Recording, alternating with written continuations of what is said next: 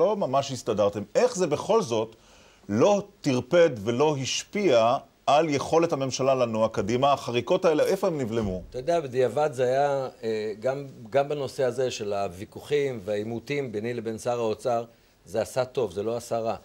כי שר האוצר באמת ייצג את משרד האוצר, והוא ייצג את פקידי האוצר, והוא היה מההתחלה שותף לתוכנית הממשלה. מצד שני, אני הייתי אחראי, אני קראתי לעצמי בתור מנכ"ל משרד ראש הממשלה, האחריות שלי, התפקיד שלי, לקיים את ההתחייבויות של ראש הממשלה לפני הבחירות, ולקיים את קווי היסוד של הממשלה. עשיתי אג'נדה שמבוססת על אותם נושאים, שבהם אנחנו עסקנו, כמו דיור, כמו חינוך, כמו תשתיות לאומיות, כבישים, צמתים, בריאות, רשויות מקומיות, ערביות, לא יהודיות, ואזורי פיתוח, וגם נושאים שראינו בכתבה, ועסקנו בזה בעבודת מטה מלאה.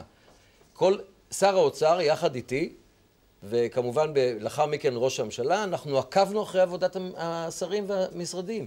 הם באו, כפי שחיים סיפר, כל חודש היה שר אחר מופיע בישיבה מול ראש הממשלה ושר האוצר וראש אגף תקציבים ומנכ"ל משרד האוצר, והיה מדווח מה הוא עשה. עד כמה היה חשוב הקשר של בייגה שוחט כשר אוצר לא חלש לראש הממשלה יצחק רבין? הצמד שוחט את רבין או רבין את שוחט, היה הצמד חשוב בממשלה הזו, בהפעלת הרפורמות שמקצתן כבר ראינו בכתבה הראשונה? היה חשוב מאוד כי בייגה שוחט היה אסיר תודה בסוף לעובדה שהוא שר אוצר בגלל יצחק רבין.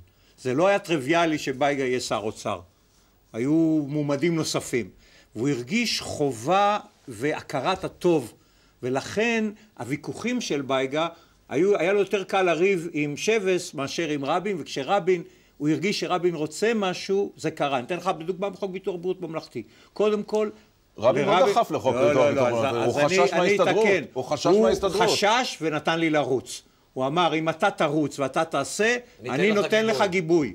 והגענו עד קריאה שנייה ושלישית על אפם וחמתם של שרים בממשלה ואנשים חזקים, ואני רוצה להגיד משהו זכותו של בייגה. בלי שר אוצר שפעם ראשונה תמך בחוק ביטוח בריאות ממלכתי, זה לא היה קורה. ולכן השילוב של רבין, בייגה, ושאני דחפתי את זה, ועוד דבר זה היה, דוגמה לרבין, הוא במערכת הבחירות, אני הבטחתי את זה בתשדיר בחירות, שיהיה חוק ביטוח בריאות ממלכתי. ורבין אמר, אנחנו הבטחנו, אנחנו צריכים לקיים. האם אריה דרעי לא הרגשת בשלב מסוים שרבין מושך את השטיח מתחת לרגליה של ש"ס, כשהוא הופך לראש ממשלה שמקדם סדר יום, אג'נדה חברתית שעליה בעצם ש"ס רצה על הבחירות? אתה לא חשת שמשהו שם קורה? לא, אני שמחתי מאוד. קודם כל, אני זוכר שיחה של רבין לפני פתיחת המשא ומתן הקואליציוני, מיד אחרי שהוא נבחר. הוא זימן אותי לשיחה אישית.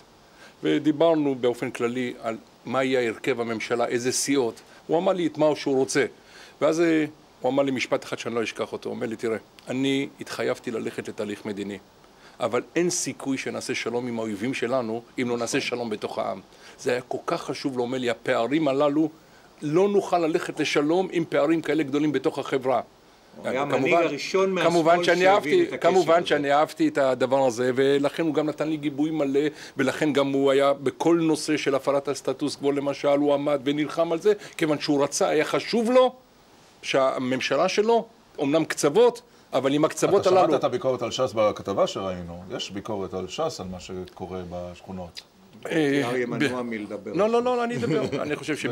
אני חושב שביקורת מוצדקת, וגם אני אמרתי, קראתי אז, אני הייתי בג'סי כהן, ואני אמרתי לחבריי בממשלה, כן, לאלי ישי ולאריאל אטיאס, שבאמת ירדו ויפתרו את הבעיה הזאת. אני שמח שהם אמרו